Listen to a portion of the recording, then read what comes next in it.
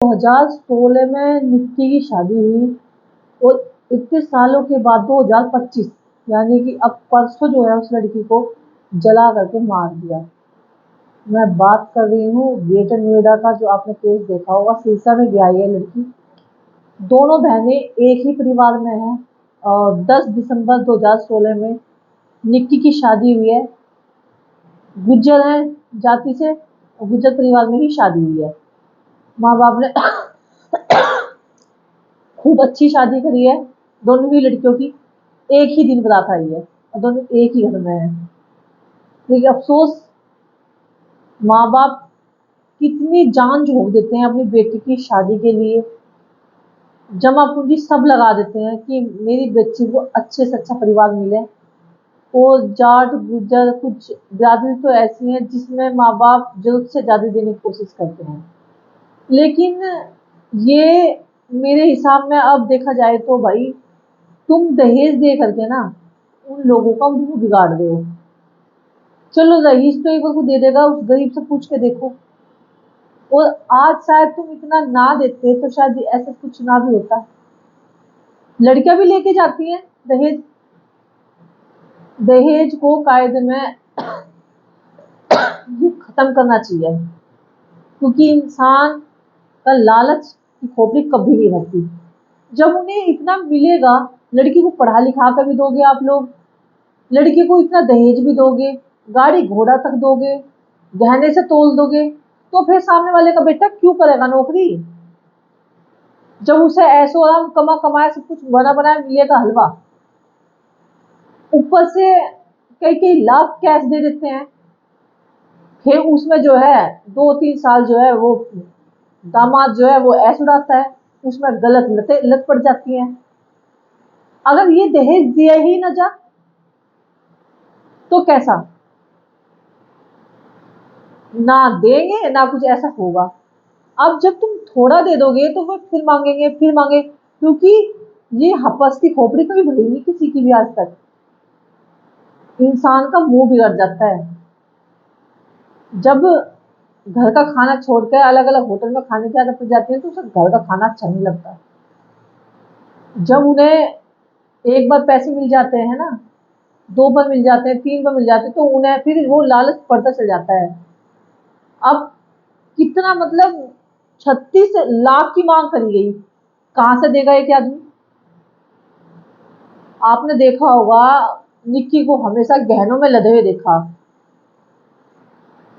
दोनों बहन ठीक ठाक रहती, 6 महीने बाद ही इन्होंने डिमांड मांग करनी शुरू कर दी थी। जब इसके दोनों बहनों के बच्चा हुआ तब इनके पापा ने स्कॉर्पियो और बुलेट तक दी थी।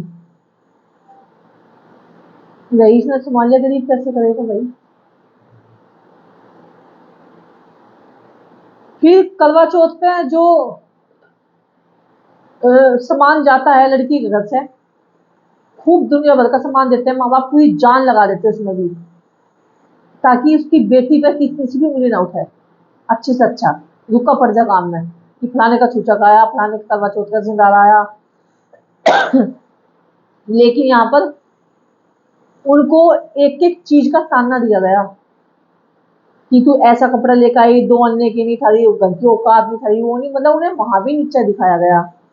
लेने की इतनी हपस की खोपड़ी थी ना उनकी, उनकी भरी नहीं। आखिरकार बेटी ने खा गई अपनी भोगी साथ, वो हालत करी है ना उन्होंने भाई, देख रहे हैं ना रोंगटा खड़ा होता है।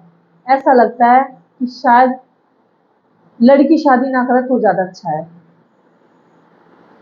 दहेज प्रथा पहले इतनी से चलती आ रही थी इतने समय से, अब ये चीजें अब दिखी है ना, सुन के रूह कांप रही है कि हो क्या रहा है। इंसानों को बताया जा रहा है लड़के एक नंबर के अय्यासबाज थे, रात रात को लेट सेट आते थे दारू वारू पी करके, और लड़कियों के पास से आते थे और फिर इनकी साथ जो है बहुत मार पिटाई करते, टॉर्चर करते थे।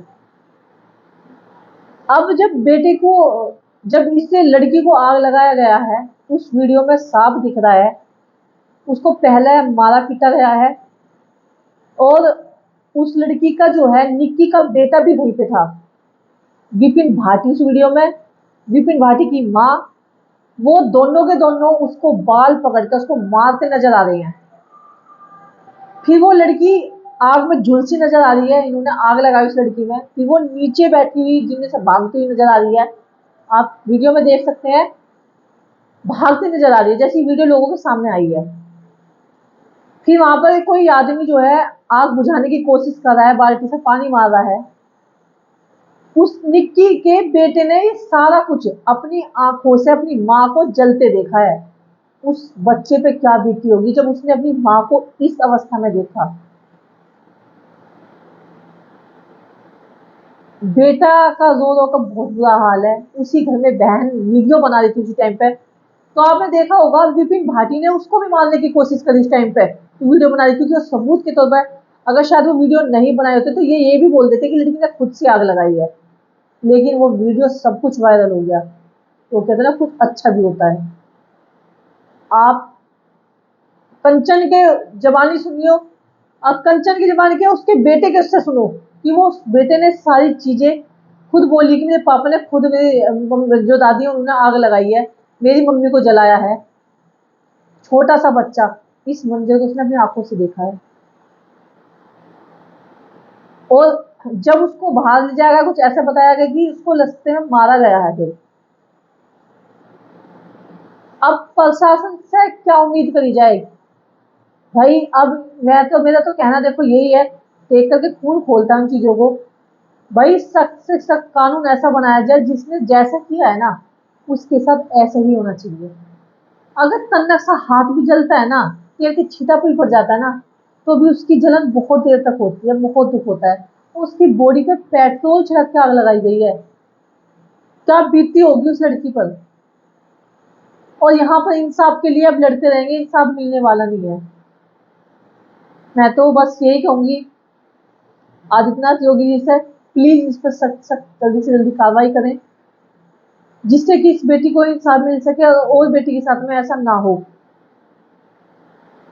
क्योंकि वो भी एक औरत है जिसने इसको जलाया है, उस औरत के साथ में ऐसे ही होना चाहिए, उसके बेटे के साथ में ऐसा होना चाहिए। बीच चौराहे में जब तक इन लोगों को ऐसी कड़ी सजा नहीं दी जाएगी ना, शायद ही कोई सुधरेगा।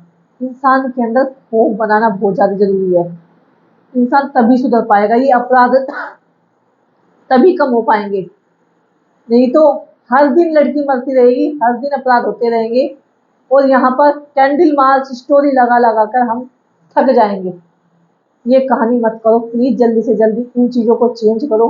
हाथ जोड़कर सभी बहन बेटियों के लिए मैं हाथ जोड़कर विनती करती हूँ कि प्लीज प्रशासन वालों से, प्लीज आप बेटी को सुरक्षा कर दो, कानून को बदलो, बेटी को ऐसे मत मरने की मजबूर करो, मत मारो। कभी बलात्कार से मर रही है, कभी कोई कैसे मार रहा है, कभी दहेज केस से मारा जा रहा है।